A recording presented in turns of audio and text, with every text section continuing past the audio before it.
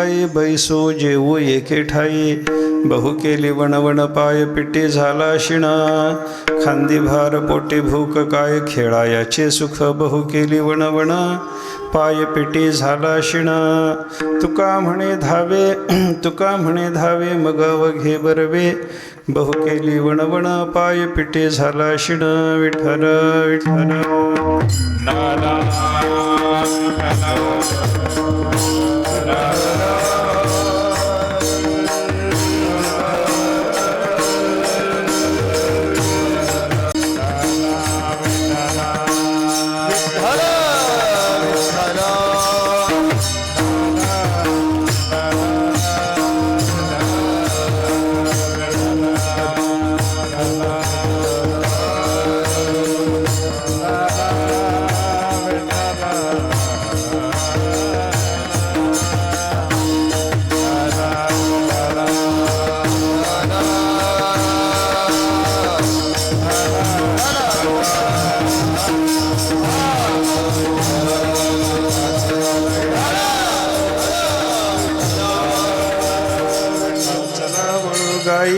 चला वळू गाई बैसू जेऊ एके ठाई बहु केली वणवण पाय पिटे झाला शिण सेवेकरता घेतलेला अभंग जगद्गुरु संत शिरोमणी श्री तुकाराम महाराजांचा एक अत्यंत महत्त्वाचा असा अभंग आहे.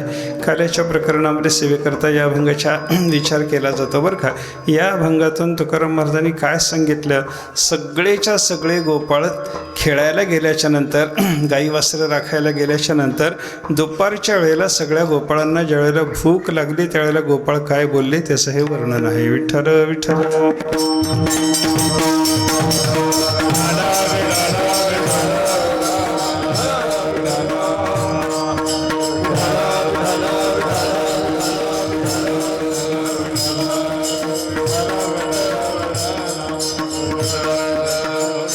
गोपाळांचा आपसातलं बोलणं आहे याचा विचार आपल्याला थोडासा करायचा आहे बरं का. गंमत कशी आहे बघा, आपल्याला हे सगळं काल्याच्या प्रसंगातलं जर चिंतन आपण पाहायला गेलो, काल्याच्या प्रसंगातला आपला सगळा विचार संत महात्म्यांनी सांगितलेला जर पाहिला तर तिथं संबंध कोणाचा आहे, गोपाळ आणि भगवान श्रीकृष्ण परमात्मा. भगवंताचा त्याचा प्रसंग जर पाहिला तर दोघाचा संबंध तिथं पाहायला सापडतो, देवाचा आणि गोपाळाचा. देव आणि गोपाळाच्या शिवाय दुसरा कोणी काल्याच्या प्रसंगामध्ये नाही. हा गोपाळ म्हणजे संत आहे, देव म्हणजे परमात्मा आहे. परमात्म्याचा आणि संताचा संबंध असताना त्याच्यामध्ये तिसरा कोणी येऊ शकत नाही. विठ्ठल विठ्ठल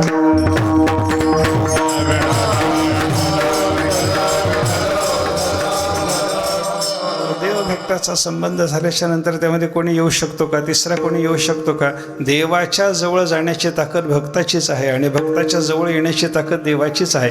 भक्त महात्म्याच्या जवळ दुसरा कोणी येऊ शकत नाही आणि देवाच्या जवळ भक्ताच्या शिवाय संताच्या शिवाय दुसरा कोणी जाऊ शकत नाही. असा विचार आपल्याला लक्षात घेतला पाहिजे बरं का. आता माणसं असं म्हणतात देवाच्याकडे भक्ताला जाता येतं, गोष्ट खरी आहे. देवाजवळ भक्ताच्या शिवाय दुसरा कोणी जाऊ शकत नाही हे खरं आहे. पण भक्त महात्मा एखादा असला तर त्याच्याकडे दुर्जन सुद्धा येऊन त्या भक्ताला त्रास देताना दिसतात की नाही. मग भक्ताजवळ देवाशिवाय कोणाला जाता येत नाही असं कसं म्हणता, त्याचं उत्तर असं आहे, भक्ताच्या देहाकडे जाता येतं पण भक्ताच्या मनाकडे जाता येत नाही. विठ्ठल विठ्ठल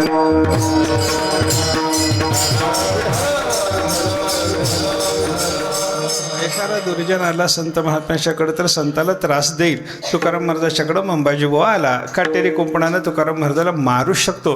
पण तुकाराम महाराजाचं जे मन आहे ते संताचं मन आहे, त्या संताच्या मनाला बिघडवण्याची ताकद मंबाजीची सुद्धा नाही. विठ्ठल विठ्ठल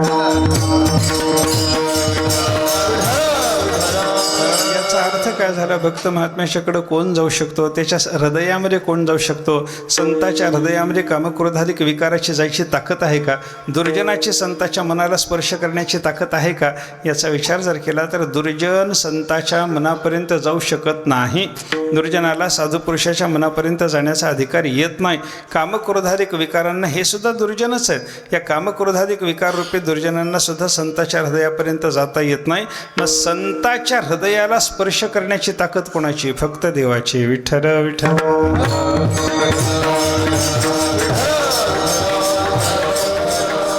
विकार संताकडे जाऊ शकतात का याचा विचार संतांनी अनेक ठिकाणी आपल्याला सांगितलं बरं का. काम क्रोधा नाही चाले भूते झाले समता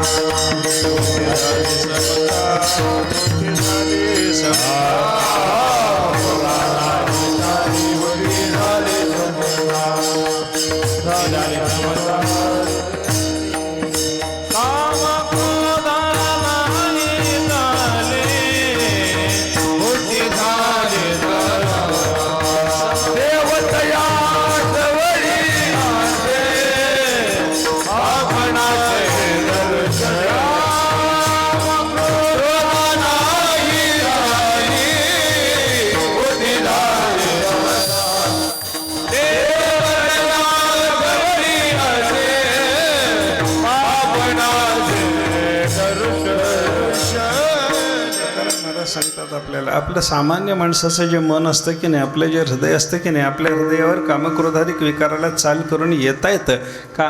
कामक्रोधांना ही चाली साधू पुरुषाच्या अंतःकरणावर चाल करून ज्याची ताकद नाही कामक्रोधाधिक विकाराची, आपल्या हृदयावर चाल करायची म्हणली, आपल्या हृदयामध्ये जाऊन बसायचं म्हणलं, कामक्रोधाधिक विकाराला आपल्या हृदयात जाऊन बसणं शक्य आहे. पण साधू पुरुषाच्या हृदयामध्ये जाऊन बसणं कामक्रोधाधिक विकाराला शक्य नाही. याचा अर्थ काय झाला? कोणत्याही दुर्जनाला संताच्या देहापर्यंत जाऊन त्रास देणं शक्य होतं. कामक्रोधाधिक विकाराचं ताकद नाही साधू पुरुषाच्या हृदयाला स्पर्श करण्याची. मी कशाकरता बोललो? हे साधू पुरुषाचीच ताकद आहे की संत महात्मा देवाजवळ जाऊ शकतो, आणि देवाचीच ताकद आहे की तो संत महात्म्याच्या जवळ येऊ शकतो. म्हणून देव आणि संत भक्त या दोघाचा संबंध झाल्याच्या नंतर तिसरा कोणी त्याच्यामध्ये घुसूच शकत नाही. तसं काल्याचा प्रसंग जर आपण पाहायला लागलो तर काल्याच्या प्रसंगामध्ये देव आणि गोपाळ म्हणजे भक्त आहेत. आता या देव भक्ताचा काल्याच्या निमित्तानं संबंध घडल्याच्या नंतर तिसरा कोणी त्याच्यामध्ये येऊ शकत नाही. विठ्ठल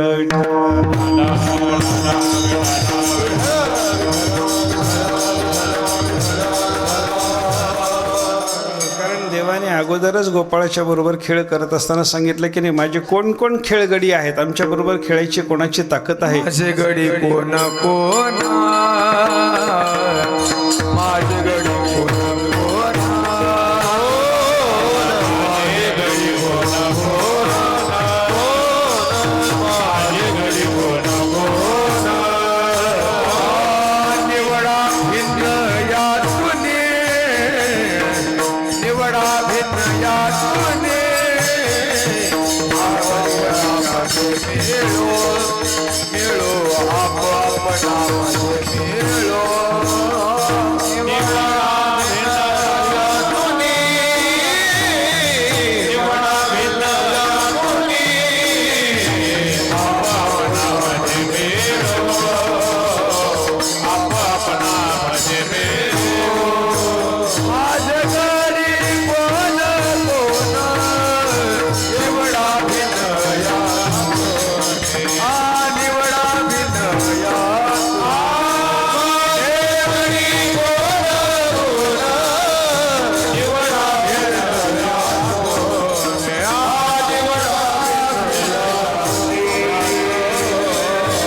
यातुने, कोण कोण निवडा भिन्न यातुनी. तुकाराम महाराजांनी देवाच्या मुखातून सांगितलं. देव सगळ्या गोपाळांना म्हणायला लागला, माझ्याबरोबर खेळायचा कोणाचा अधिकार आहे? या सगळ्या जमलेल्या लोकातून ते सगळे खेळगडी निवडून घ्या म्हणे. माझ्याबरोबर खेळायची ताकद असली पाहिजे, माझ्याबरोबर बोलण्याची ताकद असली पाहिजे. असे सगळे गोपाळ घेऊन भगवान एकदा खेळायला गेल्याच्या नंतर देवाने सगळे खेळगडी निवडून घेतल्याच्या नंतर त्याच्यामध्ये दुसरा कोणी येऊ शकतो का? मला सांगा. कोणी येऊ शकत नाही. म्हणजे देव आणि गोपाळ या दोघाचाच काल्याच्या संबंधानं, काल्याच्या प्रसंगानं संबंध घडला. संबंध दोघाचाच घडला तर बोलणं दोघातच होईल का? तिसरा कोणी येलो? आता इथं आपण, तुम्ही आणि मी दोघंजणच आहोत समजा, तुम्ही सगळेजण, मी एकटा. आपल्या दोघाचा संबंध झाल्याच्या नंतर तिसरा घुसू शकतो का? आणि घुसला तर मला बोलता येतं का? बोलता येत नाही की नाही. तसंच होतं बरं का. देव आणि गोपाळ या दोघाचा संबंध घडल्याच्या नंतर तिथं तिसरा कोणी घुसतच नाही. म्हणून देव गोपाळाला तरी बोलल, नाहीतर गोपाळ तरी देवाला बोलतील. विठ्ठल विठ्ठल.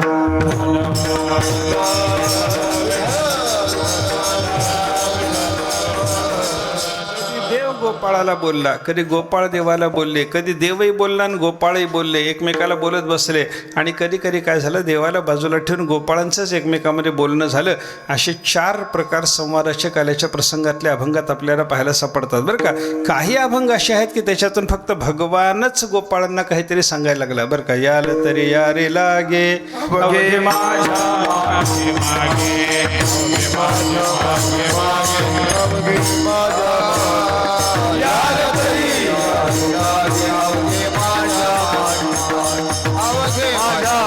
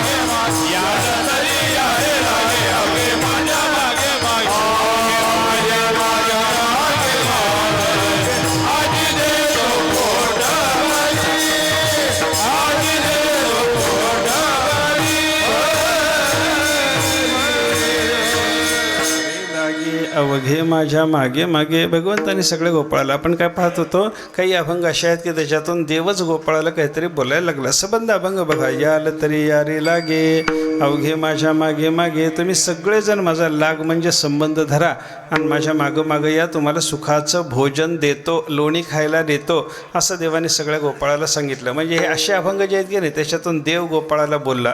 काही अभंग असे आहेत की त्याच्यातून गोपाळच देवाला बोलायला लागले. गडी गेले रडी कान्हो नेदीच तू चढी, आम्ही न खेळो आला भाव तुझा कळो. एका दिवशी रडत रडत सगळे गोपाळ भगवंताच्याकडे गेले आणि भगवंताला म्हणायला लागले, गडी गेले रडी. रडकुंडीला येऊन गडी सगळे भगवंताच्याकडे गेले आणि काय म्हणायला लागले, कान्हो नेदीच तू चढी, आम्हाला खेळामध्ये देवा तू कधी वरचढ होऊच देत नाहीस म्हणे, तूच सदा सर्व काळ जिंकत राहतोस, आम्हाला हरवतच राहतोस म्हणे.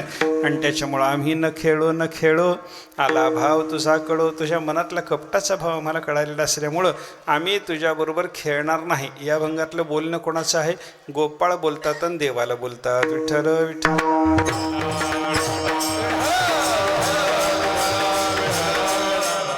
याल तरी यारी लागे अशा अभंग जर आपण पाहिले तर त्याच्यातून भगवान गोपाळाला बोलायला लागला. गडी गेले रडी कान्हो नेदी चतुर चढी अशा अभंग जर आपण पाहायला लागलो तर त्याच्यातून गोपाळ भगवंताला बोलायला लागले अशी भाषा आहे. आणि काही अभंग असे आहेत त्याच्यात काही चरणातून देव बोलतो आणि काही चरणातून गोपाळ बोलतात. अशा पद्धतीची भाषा आपल्याला पाहायला सापडते. घ्या रे भोकरे भाकरी दही भाताची शिदोरी ताक सांडा दुरी असेल तै तयापे. अशा पद्धतीचं भगवंतांनी सगळ्या गोपाळांना सांगायला सुरुवात केली. या बाबा आपण आता जेवण करू, भाकरी घ्या, भोकराचं लोणचं घ्या, हे ताक सांडून टाका, लोणी घ्या, असं म्हणून भगवान सगळ्या गोपाळांना बोलायला लागला. बरं का, एवढ्यात एका गोपाळाच्याजवळ शिदोरी नसल्यामुळे तो गोपाळ भगवंताला काय म्हणतो, तुका म्हणे हरी माझे कोणी नाही दुरी, नका करू दुरी मज पाया वेगळे. देवा माझ्या घरी कोणी नाही रे, आणि त्याच्यामुळं काल्याकरता मला भाकरी आणता आली नाही, भोकराचं लोणचं आणता आलं नाही, लोणी आणता आलं नाही, काही मी आणू शकलो नाही. देवा घरात कोणीच नाही, माय नाही, बाप नाही, असा परदेशी मी आहे, मला तुमच्या चरणापासून देवा दूर करू नका. म्हणल्याच्या नंतर देवाने त्याला जवळ घेऊन आपल्या जवळची लोणी भाकरी दिली. विठ्ठल विठ्ठल.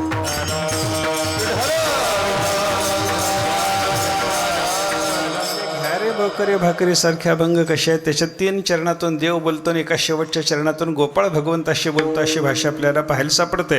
म्हणजे 3 प्रकार आपण पाहिले.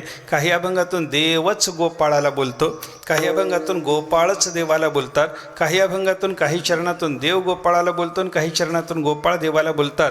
आणि काही अभंग असे आपल्याला पाहायला सापडतात त्याच्यात देवाचा संबंध नाही, सगळे भक्त एकमेकांमध्ये बोलतात. तसा प्रस्तुतचा जर अभंग पाहिला तर खेळून दुपारची वेळ झाल्याच्या नंतर जेव्हा सगळे गोपाळ दमले, थकले, भागले, त्यावेळेला गोपाळाचं एकमेकात काय बोलणं झालं महाराज पहिल्या चरणात.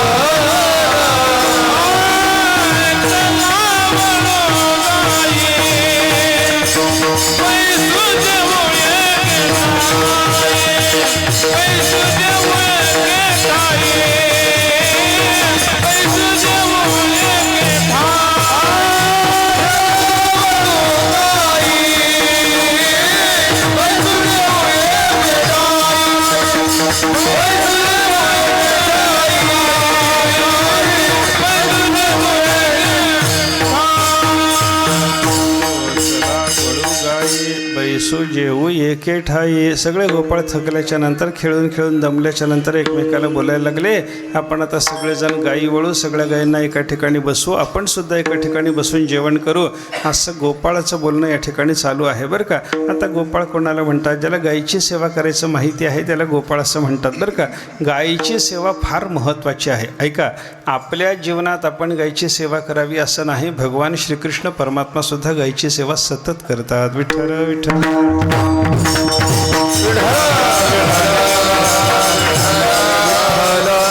तुकोबाराय सुद्धा आपल्याला सांगतात की गायीची सेवा करणाऱ्या माणसाला दुसरी सेवा करायची गरजच नाही म्हणे बरं का. वळीते जे गाई त्यासी फार लागे काई, त्यासी फार लागे काई, त्यासी फार लागे काई.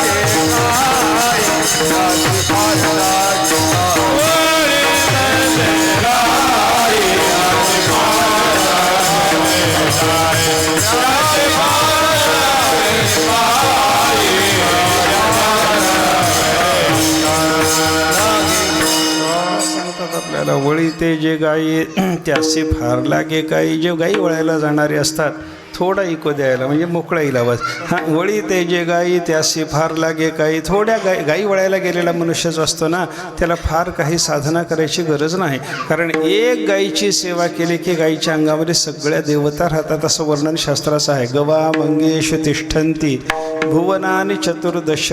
आपल्याकडे 14 भुवनाचं जे ब्रह्मांड मानलं जातं ना, हे सगळंच्या सगळं ब्रह्मांड गायीच्या देहामध्ये आहे आणि जगातल्या 33 कोटी देवता गायीच्या शरीरात वस्तीला येतात. विठ्ठल विठ्ठल.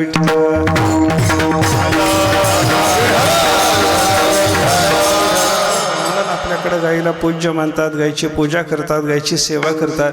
बघा, बाकीच्या पशुपक्ष्याची सेवा केली जाते, आपल्याकडं नाही असं म्हणायचं कारण नाही. गायीच्यापेक्षा थोडंसं जर आपण किमतीला पाहायला गेलो तर म्हशीची किंमत जास्त असते. पैसे देऊन विकत घेताना कोणाला पैसे जास्त देता? गायीला जास्त देता का म्हशीला जास्त देता? सांगा ना मला तुम्ही. म्हशीला जास्त देतात, पण म्हशीला पैसे जरी दिलेले असले तरी त्याच्या पाया कोणी पडत नाही. विठ्ठल विठ्ठल.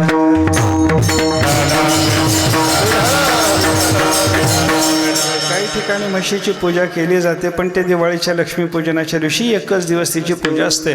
आणि म्हशीची पूजा असते एखाद्या वेळेला. बघा तुम्ही, आता गायीच्यापेक्षा म्हशीला जास्त किंमत आहे आणि म्हशीच्यापेक्षा घोड्याला विचार केला तर घोड्याची किंमत जास्त आहे का म्हशीची जास्त आहे? घोड्याची जास्त आहे. घोड्याच्यापेक्षा हत्तीची किंमत जास्त का घोड्याची किंमत जास्त? हत्तीची किंमत जास्त. त्या म्हशीची लक्ष्मीपूजनाला पूजा होऊ शकते, घोड्याची दसऱ्याच्या दिवशी, हत्तीची दसऱ्याच्या दिवशी पूजा होऊ शकते, पण सदा सर्व काळ त्यांची पूजा कोणी करत नाही. पण गायीची मात्र रोज पूजा करायला सांगितली. विठ्ठल विठ्ठल.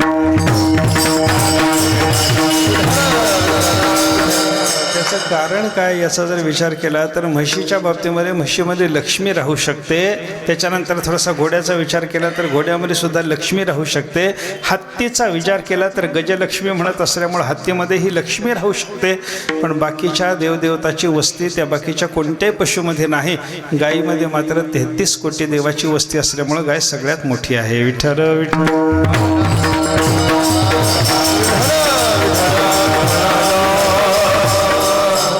देवाच्या करता जेव्हा आपण यज्ञ करतो, देवाच्या करता ज्यावेळेला आपण अभिषेक वगैरे करतो, तेव्हा देवाच्या करता लागणाऱ्या सगळ्याच्या सगळ्या वस्तू गायीपासूनच मिळतात बरं का. गायीच्या दुधानंच देवाला अभिषेक असतो. हां, गायीच्या दह्यानंच देवाला अभिषेक असतो.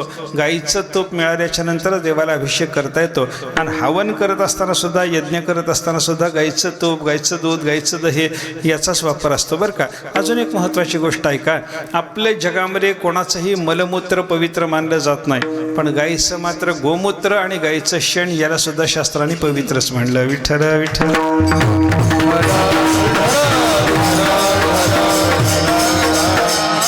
गोमये वसते लक्ष्मी. ही शास्त्राचा असा विचार आहे की गाईच्या शेणामध्ये लक्ष्मीचा वास आहे आणि गाईचं जे मूत्र आहे त्याच्यामध्ये गंगा, यमुना, सरस्वती सारख्या सगळ्या पवित्र नद्याची वस्ती आहे बरं का. म्हणून गोमूत्र अंगावर घेतलं की जगातले सगळे तीर्थ अंगावर घेतल्यासारखं आहे. गोमूत्राचं प्राशन केलं की सगळे तीर्थ प्राशन केल्यासारखं आहे. आणि गाईचं शेण आपल्याकडे जर आलं तर त्या गाईच्या शेणाच्या योगानं आपल्या घरामध्ये लक्ष्मीची वस्ती होणार आहे. विठ्ठल विठ्ठल.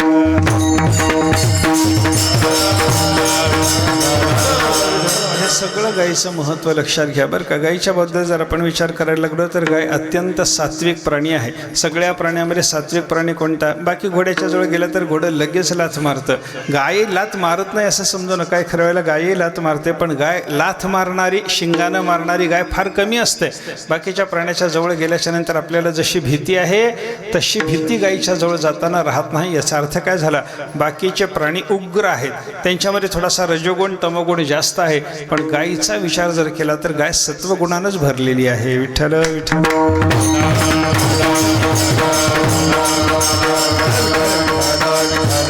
सत्वगुणानं भरलेली आहे. सगळ्या देवाचा त्याच्या ठिकाणी वास आहे. अजून एक महत्त्वाचं चिंतन शास्त्राने केलेलं आहे. परमात्मा कोणाच्या मागं चालत जातो याचा जर विचार आपण केला तर देव संताच्याच पाठीमागं चालत असतो बरं का. कारण का देवाला संताच्या मागं जाण्याची इच्छा का होते? त्याला साधू पुरुषाच्या देवाला साधू पुरुषाच्या पायाची विठ्ठल विठ्ठल.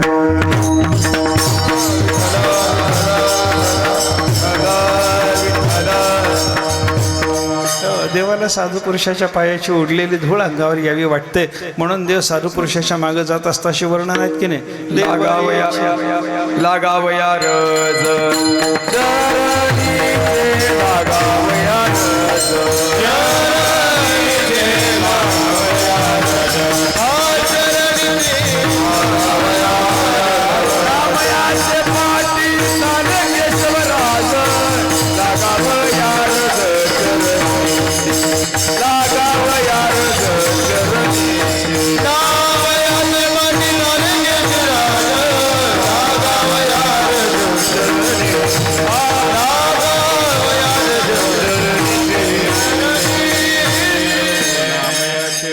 चाले केशीराज लागावया रज चरणीचे अनेक प्रमाण आपल्याला पाहायला सापडतात. नामदेवराच्या पाठीमागे देव चालतो. कशा करता चालतो? नामदेवराय पुढं चालत राहिले की त्यांच्या पायाची मागं उडणारी जी धूळ आहे आपल्या अंगावर यावी अशी देवाला इच्छा असल्यामुळे देव त्यांच्या पाठीमागं चालत राहतो. देवईचे रज चरणीचे माते धावत चालते मागे मागे. साधू पुरुषाच्या पायाची धूळ अंगावर यावी याच्याकरता देव त्यांच्या पाठीमागं चालत राहतो.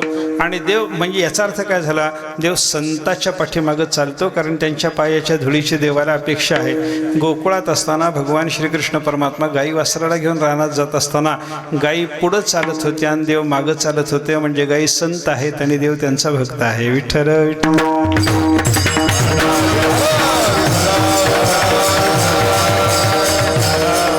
भागवतामध्ये साधू पुरुषाचं वर्णन करून त्या साधूच्या मागं मी चालतो असं देवानी वर्णन केलेले पहा. निरपेक्षम मुनिम शांतम निर्वैरम समदर्शिनम अनुव्रजाम्यहम तस्य पूयये त्यंघ्रिरेणुभिः. असे जे साधू पुरुष आहेत भगवंताने काय सांगितलं? महात्मा निरपेक्ष असला पाहिजे, मुनिवृत्तीस असला पाहिजे, शांत असला पाहिजे, निर्वैर असला पाहिजे आणि समदर्शी असला पाहिजे. त्या महात्म्याच्या पाठीमागं मी चालतो असं देवाने जे सांगितलेले ना, हे सगळे संताची लक्षणं गायीच्या ठिकाणी दिसतात. विठ्ठल विठ्ठल. देवाने काय सांगितलं? मी कोणत्या साधूच्या पाठीमागं चालतो? परमात्मा सांगतात ते पहिल्यांदा सांगितलं निरपेक्षम. तो साधू पुरुष त्याच्या अंतःकरणामध्ये कोणत्याही प्रकारची अपेक्षा नसावी. जयाचे ठाई पांडवा अपेक्षे नाही रिगावा, सुखासी चढावा जयाचे असणे. ज्ञानोबा वर्णन करतात की नाही. म्हणजे साधू पुरुषाच्या ठिकाणी कोणत्याही प्रकारची अपेक्षा नाही. मला हे पाहिजे ते पाहिजे म्हणून मी तुमच्या कल्याणाकरता काहीतरी करतो असं साधू पुरुष कधी आपल्याशी बोलत नाही. निरपेक्षपणे जगावर प्रेम करत राहतो, जगाचं कल्याण करीत राहतो. असं साधूचं काम चालू आहे. मला सांगा, साधू जसा अपेक्षा न ठेवता आपल्या कल्याणाची योजना करतो, गायसुद्धा कोणत्याही प्रकारची अपेक्षा न ठेवता आपल्या कल्याणाची व्यवस्था करते. विठ्ठल विठ्ठल.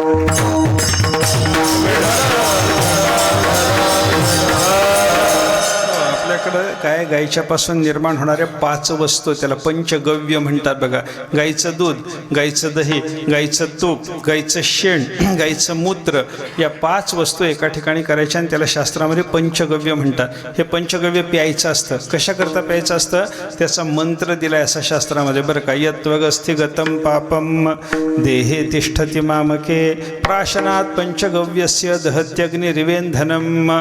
जसं किती मोठा कापसाचा ढिगारा असला तरी थोडी ठिणगी पडल्याबरोबर तो सगळा कापूस जळून जातो की नाही, तसं आपल्या शरीरात कितीही मोठं पाप असो, एक थेंब पंचगव्याचा शरीरात गेल्याबरोबर ते सगळंच्या सगळं पाप जळून जातं असं वर्णन आहे. आपल्या सगळ्या पापाला जाळून टाकण्याकरता उपयोगी असणारं दूध, दही, तूप, शेण आणि मूत्र हे पदार्थ गाय आपल्याला देत असताना काही अपेक्षा ठेवून देते की निरपेक्षपणाने देते याचा विचार करा. विठ्ठल विठ्ठल.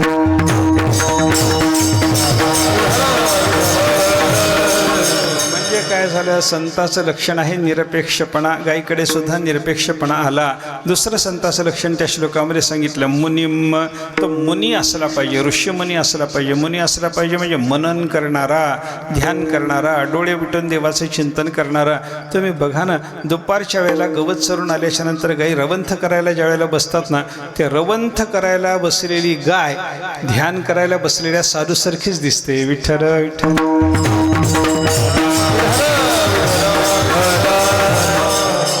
करायला बसलेला साधू डोळे मिटून असतो की नाही, देवाचे चिंतन करत असतो की नाही. गाय बघा ना तुम्ही, गवत खाणं झाल्याच्या नंतर, चरणं झाल्याच्या नंतर, निवांत बसल्यानंतर एक एक घास तोंडातून काढून त्याचं रवंथ करून करून तो घास खात असताना गायचे डोळे उघडे असतात का? नाही नाही, गाय डोळे मिटून बसलेली असते. बरं, गायची हालचाल काही फार असते का त्यावेळेला? काही हालचाल नाही. शांत शांत शांत बसून एकाग्र चित्त करून ज्याप्रमाणे एखादा महात्मा देवाचं ध्यान करतो, मनन करतो, तशी गाय बसलेली असते. याचा अर्थ मुनी नावाचं लक्षण सुद्धा गायीकडे आहे. विठ्ठल विठ्ठल.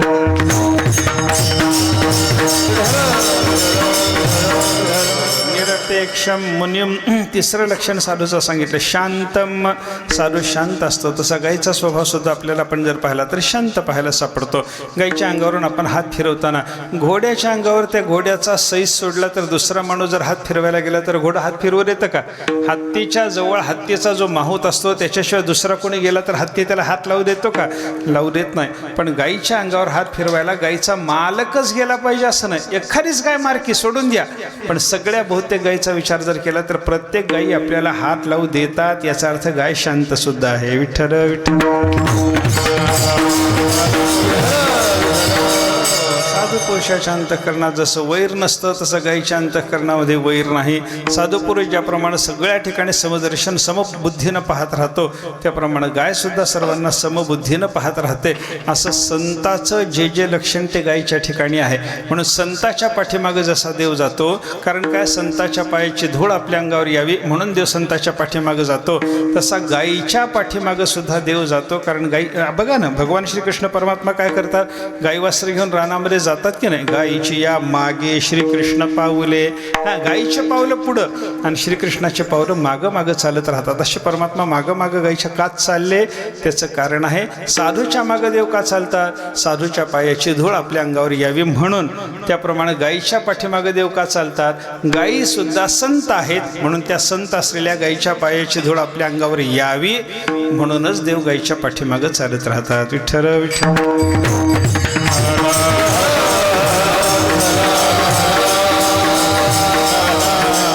असल्यामुळं गायीचा फार महिमा आपल्याकडे शास्त्रानं सांगितलेला आपल्याला पाहायला सापडतो बरं का. गावो मे अग्रतः संतो, गावो मे संतो पृष्ठतः, गावो मे सर्वतः संतो, गवांमध्ये वसाम्यहम. मनुष्य म्हणतो की नाही, असं मंत्रशास्त्रामध्ये म्हणला जातो, माझ्या पुढं गायी राहाव्यात, माझ्या मागं गायी राहाव्यात, माझ्या मागं पुढं गायी राहाव्यात असं नाही. कारण काय, देव उभा मागे पुढे तसं गायीनं माझ्या मागं पुढं राहावं. याचा अर्थ काय झाला? पुन्हा गायी देव झाले की नाही. गायीनं माझ्या मागं पुढं राहावं, नुसतं मागं पुढं राहावं असं असं नाही. गावो मी सर्वतः संतो, माझ्या सगळ्या बाजूनं गायी राहाव्यात. गवामध्ये वसाम्यहम, मी गायीमध्येच राहिलं पाहिजे, अशा पद्धतीचा विचारही शास्त्राने आपल्याला सांगितलेला पाहायला सापडतो बरं का.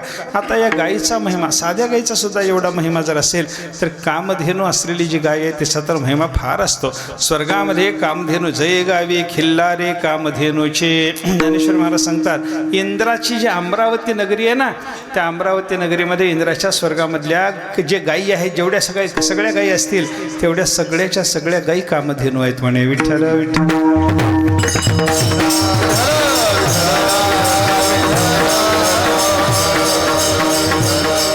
असा आपल्याकडे गायीचा महिमा शास्त्रानं सांगितलेला पाहायला सापडतो. कारण गायीमध्ये सगळ्या देवता आहेत. गाय म्हणजे संत आहे, गाय म्हणजे सात्विक प्राणी आहे. हे सगळं चिंतन केल्याच्या नंतर गायीचा मोठेपण आपल्याला लक्षात घेता येतो.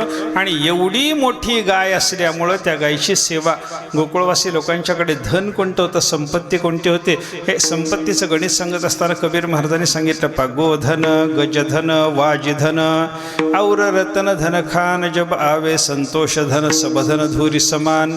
कबीर महाराज सांगतात की बाबा, माणसाकडं गोधन असतं, माणसाकडं गजधन म्हणजे हत्तीच्या रूपातलं धन असतं, माणसाकडं वाजधन म्हणजे घोड्याच्या रूपातलं धन असतं, और रतन धन खान, रत्न हिरे याच्या खाणीच्या खाणी एखाद्या राजाच्याकडं असू शकतात. पण हे सगळं धन माणसाचं गायीच्या धनाच्या पेक्षा सगळं तुच्छ आहे. विठ्ठल विठ्ठल.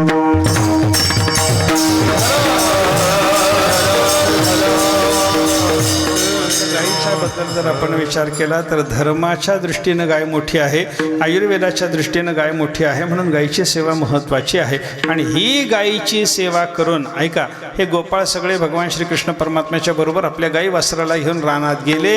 आणि रानात गेल्याच्या नंतर त्यांनी गाई वासराला चारलं. आणि दुपारची वेळ झाल्याच्या नंतर हे ज्यावेळेला दमले सगळे, त्यावेळेला सगळे काय बोलायला लागले, चला वळू गाये बैसू जेऊ एके ठाई, आपण आता गाई वळू, एका ठिकाणी बसू आणि आता आपण जेवण करू म्हणे. गाईलाही एका ठिकाणी बसवायचं आहे, आपण एका ठिकाणी बसवायचं आहे, पण दोघाचा हेतू वेगळा वेगळा आहे बरं का.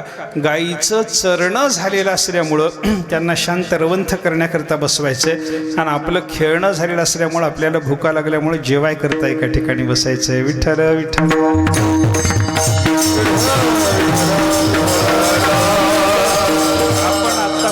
गायीची सेवा करत गायीच्या मागं पुष्कळ धावलो, त्याच्यामुळे आपल्याला पायपिटी वणवड झाली. आता खेळण्यामध्ये मजा राहिली नाही, असं गोपाळ दुसऱ्याच्या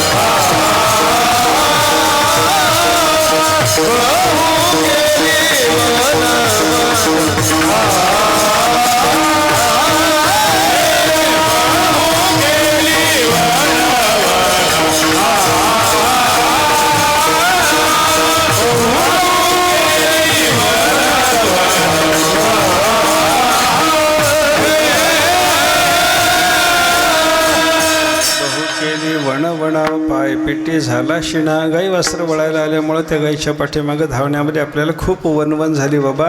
आपण हिंडत राहिलो. वनवन हिंडणं म्हणजे काय? रानारानातून फिरणं, याला वनवन हिंडणं असं म्हणतात बरं का. बरीच वनवन आपल्याकडून झाली. पाय पिट्टी झाली, पाय दुखायला लागले, शिण झाला. आता आपल्याला थकवा आला. आता जेवण्याशिवाय पर्याय नाही बाबा, आता आपण जेवण केलं पाहिजे. गंमत कशी आहे म्हणे, गाईच्या पाठीमागं आपण धावत राहिलो, पायपिट्टी झाली, शिण झाला, पोटात भूक लागली. भूक तर पोटात आहे म्हणली आणि आपल्या खांद्यावर शिदोरीचा भार आहे. नुसता खांद्यावर शिदोरीचा भार घेऊन आपण पळत राहिलो तर भूक भागते का? भूक भागत नाही. याच्याकरता एका ठिकाणी बसून जेवलं पाहिजे. महाराज तिसऱ्या चरणात भार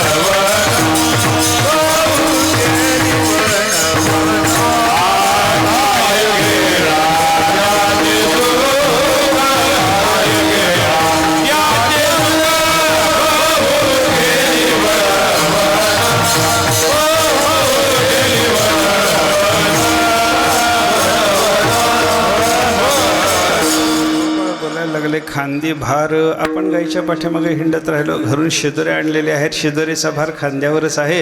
भूक पोटात लागलेली आहे. अशा अवस्थेमध्ये काय खेळायाचे सुख. आता खेळण्यात मजा वाटत नाही. गाई वासराला वळण्यामध्ये मजा वाटत नाही. आपण एका ठिकाणी गाईला जमा करू, बसू. गाई रवंथ करत राहतील. आपण एका ठिकाणी बसून आता आपण जेवण करू असं गोपाळाचं बोलणं जेव्हा देवाने ऐकलं तेव्हा सगळे गोपाळ म्हणायला लागले, देवा आता घाई करा ना, घाई करा ना. भगवंताने सांगितलं, हे तुम्हाला जर आत्ता सुखाचं भोजन पाहिजे असेल तर त्याच्याकरता धावत आलं पाहिजे, मग सगळं बरं होतं. महाराज शेवटच्या चरणात तुका मने धावे धावे तुका मने धावे धावे तुका मने धावे धावे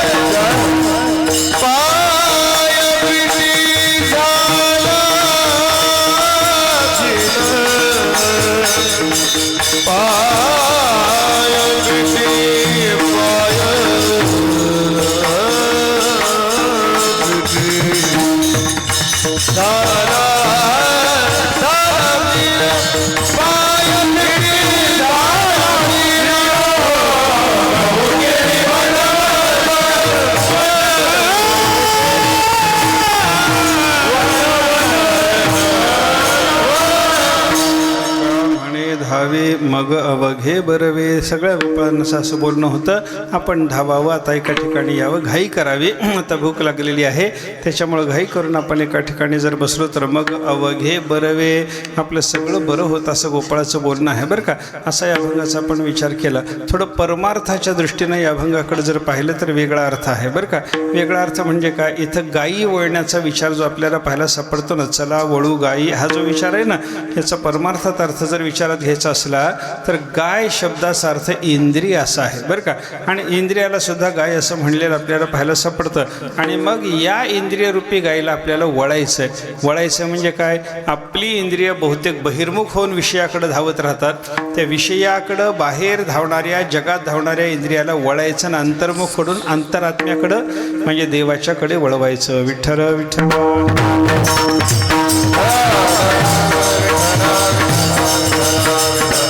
देवाच्याकडं त्या सगळ्या इंद्रियांना वळवल्याच्या नंतर सगळ्या इंद्रियांनी देवाची सेवा सुरू झाली की मग आपण एका ठिकाणी स्वरूपाच्या ठिकाणी बसायचं आणि जेवण जे करायचं ते ब्रह्मरसाचं जेवण करायचं. तुका म्हणे ब्रह्मरसे होय सरिसे भोजन, असं भोजन आपल्याला प्राप्त करून घेता येतं. आणि हे सगळं जर आपण नाही केलं, या मनुष्य देहात आल्याच्या नंतर इंद्रिय देवाच्याकडे जर नाही वळवली तर बहु केली वणवण. आजपर्यंत संसारामध्ये विषय भोगून भोगून जन्मजन्मांतर भोगून आपल्याला खूप ओवडवण झाली, पायपिटी झाली, हिंडता गव्हाणिगा शिणलो येरझारी. आपल्याला जन्म मरणाचा शिण पुष्कळ प्राप्त झालेला आहे, पायपिटी झाला, शिण असं झालेलं आहे. खांदी भार पोटी भूक. तुकाराम महाराज सांगतात की बाबा आपल्या खांद्यावर, सगळे गोपाळ म्हणायला लागले, आपल्या खांद्यावर अहंकाराचा भार आहे, पोटामध्ये सुखाची भूक आहे, आता खेळण्यामध्ये मजा आहे का. खांद्यावरचा अहंकाराचा भार काढून टाकावा, म्हणजे अहंकार खाऊन टाकावा. अहंकार खाऊन टाकावा म्हणजे अहंकार गिळून टाकावा. आणि अहंकार गिळून टाकेपर्यंत खेळण्यामध्ये म्हणजे परमार्थाचा खेळ करण्यामध्ये काही मजा नसते. तेव्हा खांद्यावरचा अहंकाराचा भार काढून तो गिळून टाकायचा. सगळ्या इंद्रियाला देवाकडे वळवायचं. देवाचीच सगळ्या इंद्रियांनी कायावाच्या मनाने सेवा करायची. हे सगळं करण्याच्या बाबतीमध्ये माणसाने उशीर करू नये, कारण मनुष्याचा देह किती दिवस आपल्या हातात राहील काही सांगता येत नाही. म्हणून तुका म्हणे धावे मग अवघे बरवे. धावत धावत आपण सगळी इंद्रिय देवाच्याकडे वळवायला लागलो. संसाराच्या विषयातच आपली इंद्रिय गुंतून पडलेली आहे, त्या विषयाकडून इंद्रियाला वळवायचं, देवाकडं न्यायचं. सगळ्या इंद्रियांनी देवाची सेवा करायची, आपला अहंकार खाऊन टाकायचा आणि भगवंताची अखंड सेवा करून ब्रह्मरसाचं भोजन प्राप्त करून घ्यायचं. यासाठी आपण घाई केली पाहिजे असं तुकाराम महाराजांचं या अभंगात सांगणं आहे. असा परमार्थाच्या दृष्टीने या अभंगाचा विचार करता येतो. आपण अभंगाचा यथामते विचार केला. अगदी 10-15 मिनिटांमध्ये आपल्याला भगवंताची काल्याची लीला पाहिजे. एकदा प्रेमाने भजन करा. विडोबार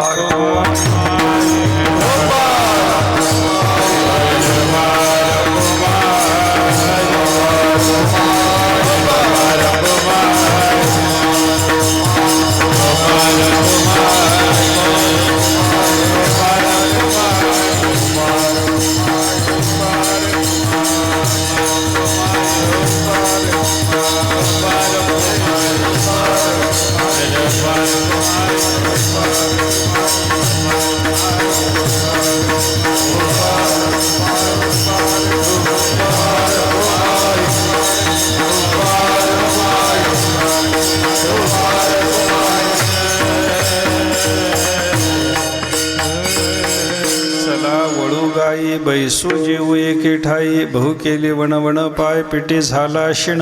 संत शिरोमणी जगद्गुरु तुकाराम महाराज या अभंगातून गोपाळाचं जे एकमेकाशी झालेलं बोलणं आहे त्याचा जो विचार सांगतात, आपण यथामती त्याचा विचार केला. हीच गोपाळाची परस्परात बोलण्याची जी क्रीडा आहे, ही काल्याची क्रीडा, त्या काल्याच्या क्रीडेचं थोडंसं आपल्याला चिंतन करायचं आहे. काल्याचा प्रसंग म्हणजे काय, आपल्या कोणताही सप्ताह झाला वारकरी संप्रदायातला की इथे शेवटी काला केला जातो. हा काला कशा करता करायचा, काला म्हणजे देवाच्या हातानं गोपाळांना प्राप्त झालेला प्रसाद आहे. आपण सगळी सेवा कशा करता करतो तर प्रसादाकरता करतो. देवाकडून आपल्याला प्रसाद प्राप्त झाला पाहिजे. आणि प्रसादाचं महत्त्व काय, प्रसादे सर्व दुःखानां हा निरस्योपजायते. भगवंताचा कृपा प्रसाद आपल्यावर झाला, देवाची कृपा झाली, देवाचा प्रसाद मिळाला की आपल्या जीवनातलं सगळं दुःख नाहीसं होतं. विठ्ठल विठ्ठल.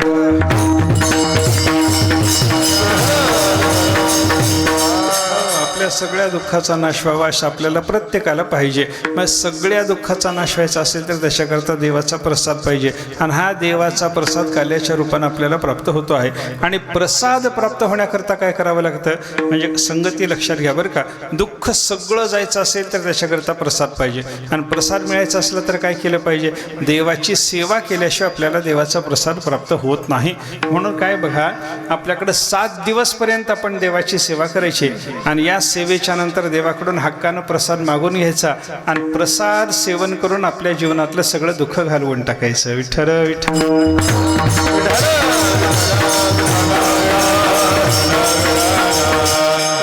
विचार करा, इथं आपल्याला प्रसाद म्हणून काय मिळतं हो, दही आणि लाह्या एवढंच मिळतं की नाही. माणसं म्हणतात तुमच्या इथं दही लाह्या इथं तुम्ही देता, मुठभरच देता, आमच्या घरी आम्ही वाडगंभर खाऊ शकतो. एवढं मोठं भोगणं घेऊन त्याच्यामध्ये दही घेऊ शकतो, त्याच्यात लाह्या घालू शकतो. चांगलं ह्याच्यापेक्षा चांगलं करून खाता येते की नाही. इथं ह्याला चवना ढव तुमच्या काल्याला. आमच्या घरी केलेल्या दही लाह्याचं मिश्रण चांगलं केलं, त्याला फोडणी घातली, मिरच्या घातल्या, चांगलं अजून छान होते की नाही, असं लोकांचं म्हणणं असतं बरं का. आपण दही लाह्या घरी खाऊ शकतो, लक्षात घ्या.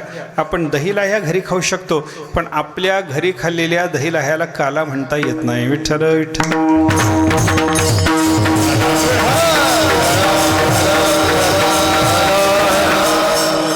दहीलाह्याला महत्त्व आहे, कारण 7 दिवसाच्या सेवेचं पुण्य या दहीलाह्यामध्ये आहे, देवाचा आशीर्वाद या दहीलाह्यामध्ये आहे. आणि हा दहीलाह्याचा प्रसाद सेवन करत असताना आपण ओगे दहीलाह्या कालवल्यानं खातो असं नाही, काल्याचं चिंतन करतो, देवाचं चरित्र गातो बरं का. चरित्र ते उच्चारावे की रे देवी गोकुळी, आणि हे सगळं करून काला सेवन करतो बरं का. हे अनुवाद सदा सर्व काळ,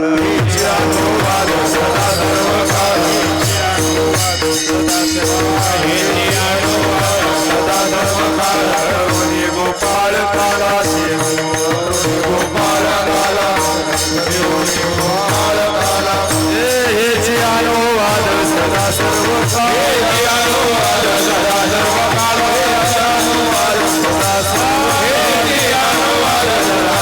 काळ, गोपाळ काला शिव गोपाळ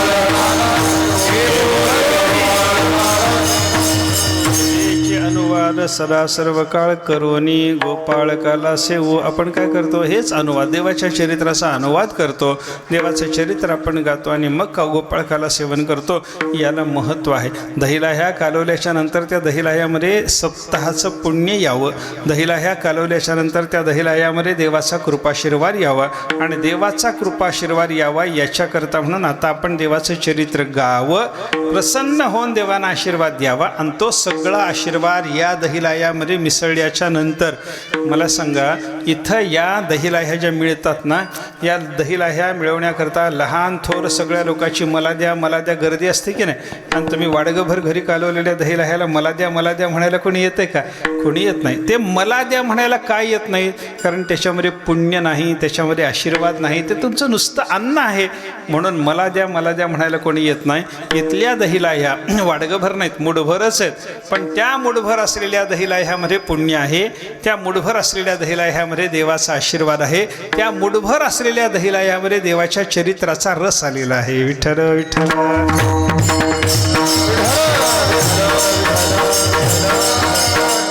असा काल्याचा प्रसंग भगवान श्रीकृष्ण परमात्म्याच्या चरित्रात घडला. देवाचा अवतार झाला.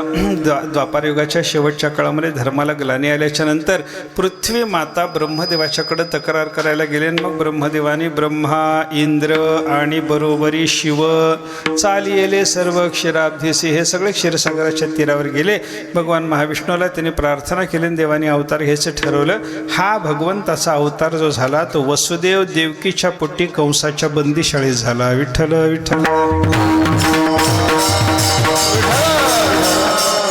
शाळेत देव जन्माला आल्याबरोबर देवाचं 8 वर्षाचं रूप होतं. वसुदेव देवकीनं देवाचं दर्शन घेतलं आणि देवाला लेकरू व्हायला सांगितल्याबरोबर भगवान लेकरू झाले. आणि वसुदेवाने लेकराचा मोह निर्माण होऊन लेकराला मिठी मारली, कारण 7 लेकरं गेलेली, हे 8वं लेकरू, त्याला मिठी मारून वसुदेव ज्या वेळेला बसले तेव्हा देवकीला काळजी वाटली आणि देवकीनं सांगायला सुरुवात केली, सोडा सोडा मिठी, लपवा लपवा जगजेठी. मिठी सोडा, भगवंताला लपवायचा प्रयत्न करा. आता कुठं लपवा, दोघाच्याही हातापायात बेड्या होत्या. दोघेजण तुरुंगात होते. लपवायचं कुठं असा विचार चालू असताना भगवंतानीच वसुदेवाच्या कानामध्ये हळूच सांगितलं की मला तुम्ही गोकुळात नंदाच्या घरी घेऊन जा. नंदाच्या घराला नंदाच्या घराला भजनी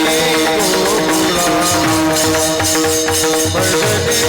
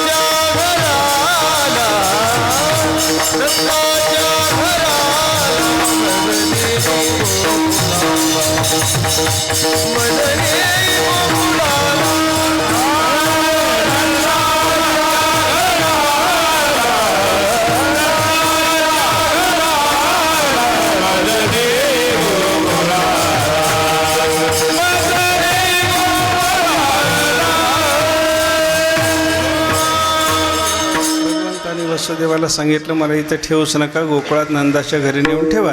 वसुदेवाने ऐकलं, भगवंताला उचललं, एका टोपल्यात निजवलं, देवाच्या अंगावर एक पांघरुण घातलं आणि ते टोपलं उचलायला गेल्याबरोबर हातापायातल्या बेड्या गळून पडल्या. मग वसुदेवाला लक्षात आलं देवाची कृपा आहे, आपल्याला काही काळजी करायचं कारण नाही, गोकुळामध्ये सहज जाता येतं.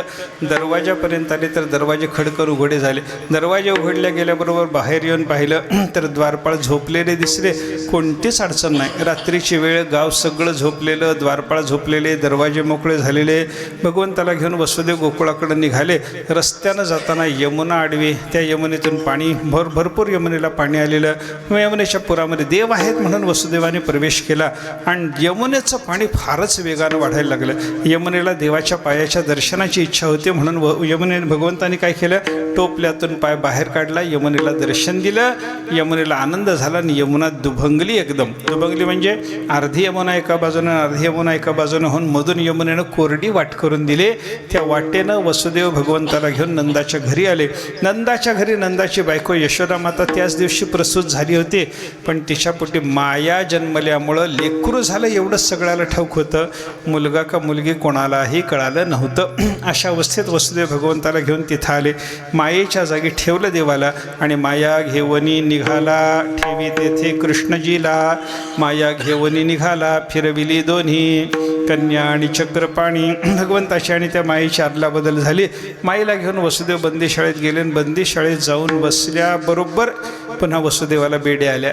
वसुदेवाच्या हातात बेड्या आल्या, दरवाजे बंद झाले. ती माया एकदम मोठ्यानं रडायला लागल्याबरोबर कंसाचे सेवक जागे झाले. त्यांनी कंसाला जाऊन सांगितलं तुझा वैरी जन्मला होतो, त्याला मारायला चल म्हणे. बरं का, सगळ्या सेवकाने जाऊन कंसाला सांगितल्यानंतर भगवंताच्या ऐवजी तिथं आलेल्या त्या मायेला मारण्याकरता म्हणून वैरी समजून त्या माईला मारण्याकरता कंस तिथं आला आणि त्या माईला पकडलं, एका पायाला धरलं, तिला बाहेर आणलं बंदीशाळेच्या. गरगर फिरवून आता आपटायचं इतक्यात हातीची निष्ठोनिया गेली. हातातून ती माया निसटली आणि आकाशवाणीनं मायेनं सांगितलं तुझं लागी वधी उपचला मजाधे, तुझा वध करणारा भगवान माझ्या आधी जन्माला आलेला आहे असं कंसाला मायेनंच सांगितलं. हे इकडं झालं. आणि गोकुळामध्ये मात्र दुसऱ्या दिवशी यशोदेच्या समोरचं ते लेकरू, दिव्य लेकरू पाहिल्याच्या नंतर देवाच्या जन्माचा आनंदानं उत्सव साजरा व्हायला सुरुवात झाली. गवळण सांगे गवळणीला पुत्र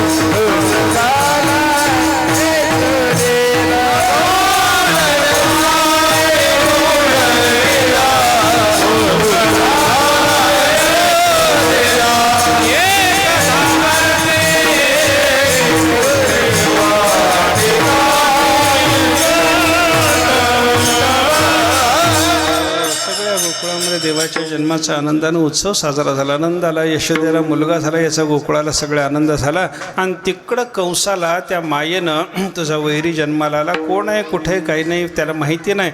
आणि मग त्या वैऱ्याला मारायकरता काय करावं म्हणून कंसाने आपल्या दुष्ट मित्राची बैठक घेतली. त्या बैठकीमध्ये पूतना नावाच्या राक्षसीने सांगितलं तुझ्या वैऱ्याला मी मारून येते. तिला विडा दिला, ती निघाली, स्तनाला विष लावलं आणि मथुरेच्या भोवतालच्या पंचकृषीमध्ये जन्मलेली 10 दिवसाच्या आतले लहान लहान जे लेकरं होते त्या सगळ्या लेकराला मारत मारत पूतना निघाली, गोकुळात आली, नंदाच्या घरी गेली. नंदाच्या घरी जाऊन यशोदा मातेच्या मांडीवरून देवाला आपल्या मांडीवर घेतलं. आपला विषारी स्तन पूतनेनं भगवंताच्या मुखात दिल्याबरोबर देवानं विचार केला, आज मला जन्मून 6वा दिवस, 6व्या दिवशी मला हिला मारायचं आहे. आणि मरताना हिनं राक्षसीनं आपलं अकराळ विक्राळ रूप जर व्यक्त केलं, प्रगट केलं तर माझ्या बापाचं हे घर काही शिल्लक राहत नाही. आणि माझ्या जन्माच्या 6व्या दिवशी बापाचं जर घर पडलं तर ह्या बाईला कोणी बोलणार नाही, पण मला अपेशी म्हणतील म्हणे, पोरग जन्मलेला अपेशी निघाला असं म्हणतील म्हणे. म्हणून भगवंताने काय केलं, योग मायेच्या प्रभावानं तिला रानात नेलं, स्तनपान केलं, स्तनातलं दूध घेतलं, विष घेतलं. शेवटी प्राणाही सकट पियाला पूतनेते, पूतनेचे प्राण देवाने ओढून घेतले. आणि पूतना राक्षसी मुक्त झाल्याच्या नंतर कंसाला पक्क कळालं की माझा वैरी कोण आहे, तर तो नंदाच्या घरी वाढणारा तो लहान मुलगा माझा वैरी आहे असं कळालं. मग अनेकाला गोकुळामध्ये पाठवायला सुरुवात केली आणि त्या सगळ्याला भगवंतानी मारायला सुरुवात केली. विठ्ठल विठ्ठल. सगळ्या आलेल्या प्रत्येक दैत्याला, तृणावर्त येवो, शक्टासूर येवो, कागासूर येवो, रिठासूर येवो, सगळ्याला परमात्मा मारायला लागले की नाही. काग बग रिठा मारिले बाळपणे,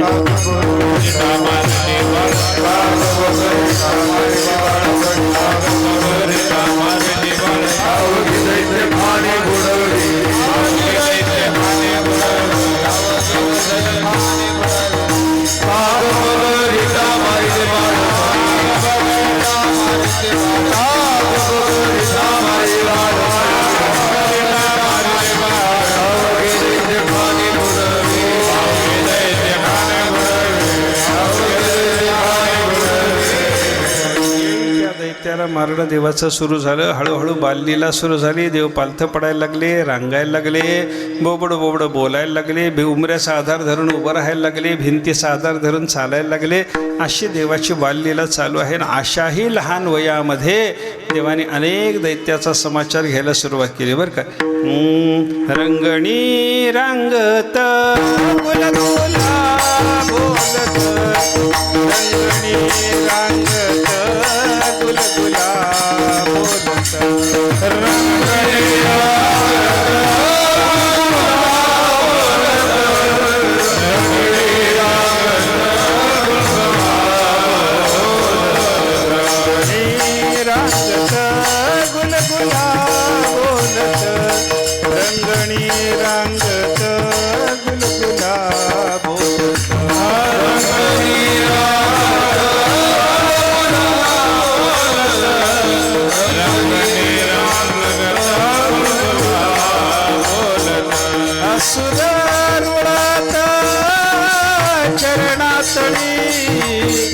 असुर रुळात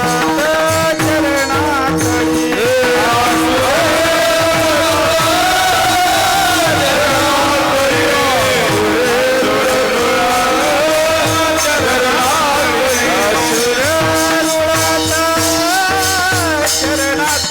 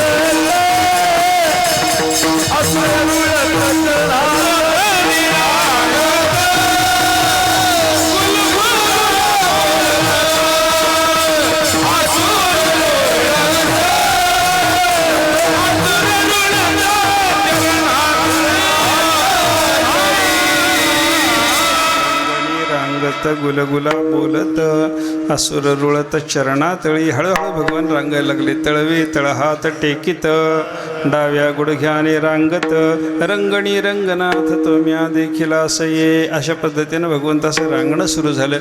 गुलगुला बोलत परमात्मा हळूहळू बोलायला लागले बरं का. हा कहन लागे मोहन मैया मैया वगैरे सूरदासासारख्या महात्म्याने त्याचं वर्णन केलेलं आहे. एक एक एक शब्द भगवान बोलायला लागले. आणि असुर रुळत चरणातळी अशाही बालावस्थेमध्ये भगवंताच्या पायाखाली अनेक असुराला देवाने चिरडून टाकायला सुरुवात केली बरं का. नुघडता बालपणाची फुली मी या अदा नवी सृष्टी केली. भगवंतांनी काय सांगितलं ते ज्ञानेश्वर महाराज वर्णन करतात. माझ्या गालावरची लेकूरपणाची खडीसुद्धा गेली नव्हती. एवढ्या लहान वयामध्ये सगळे दैत्य मारायला मी सुरुवात केली म्हणे. विठ्ठल विठ्ठल.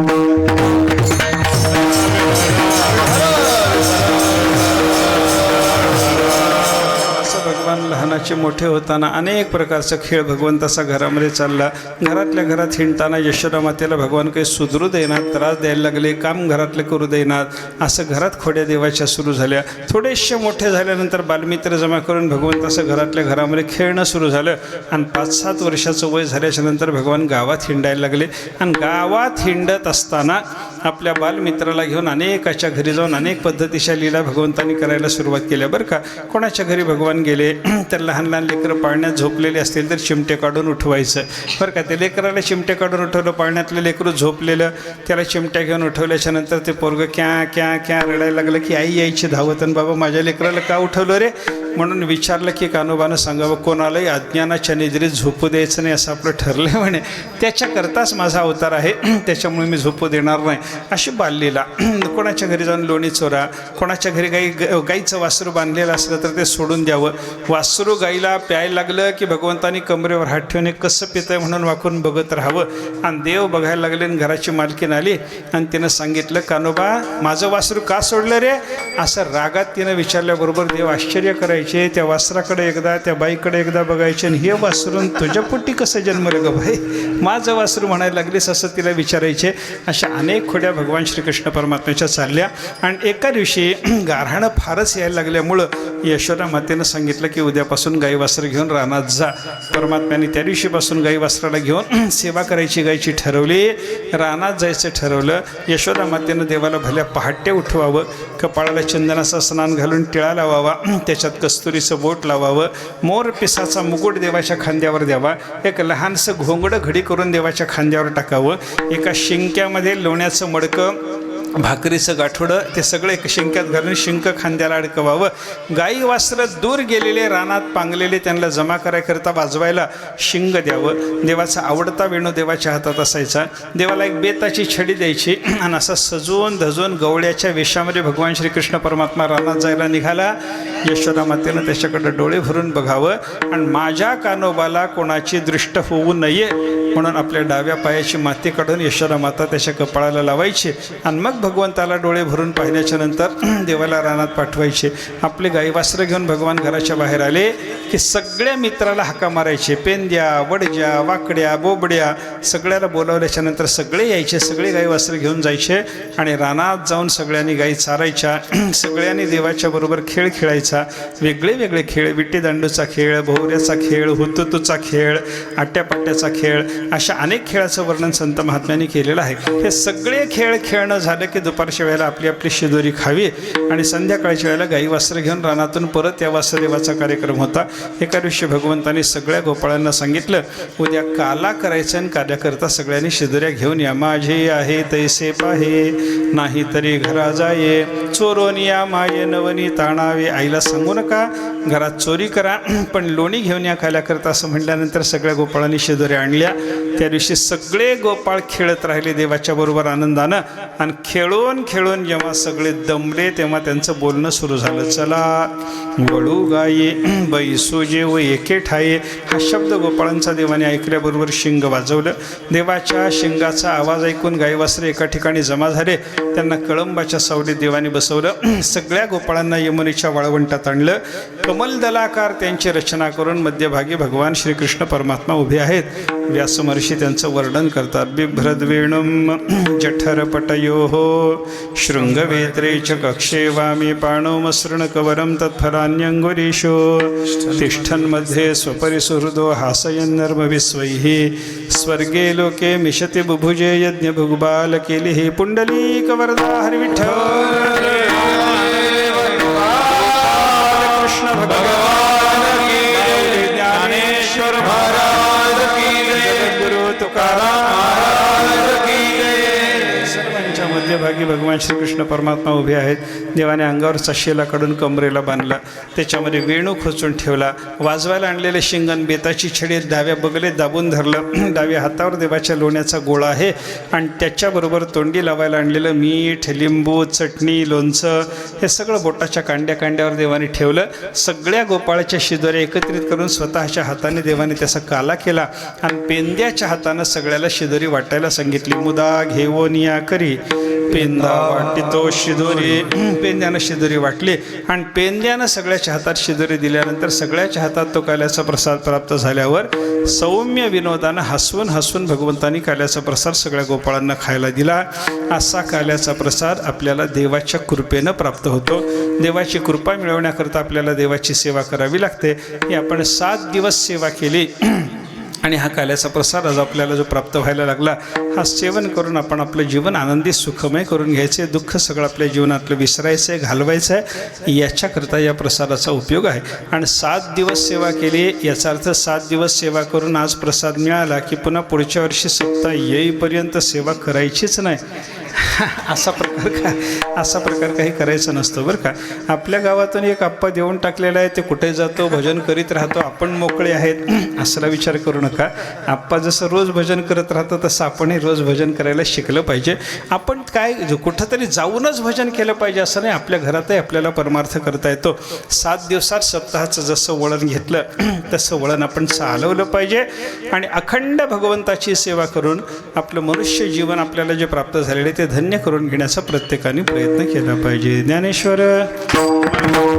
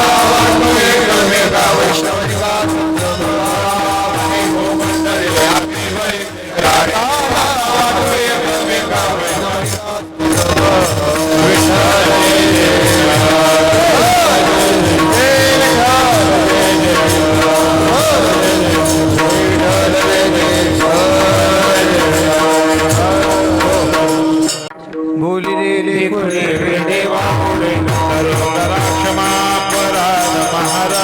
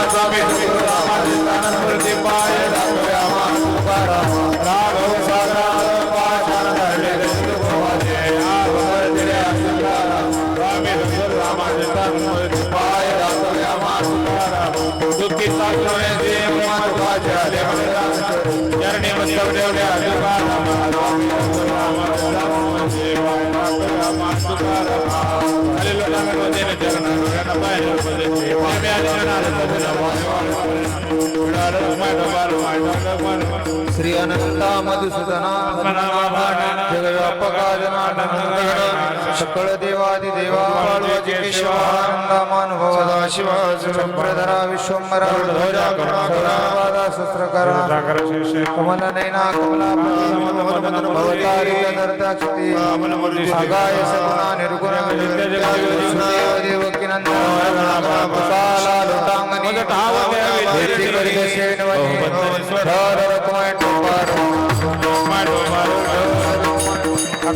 शिवाय कल्पनेचे बांधन हो पुण्याकडे अहंकाराचा वारा न लागून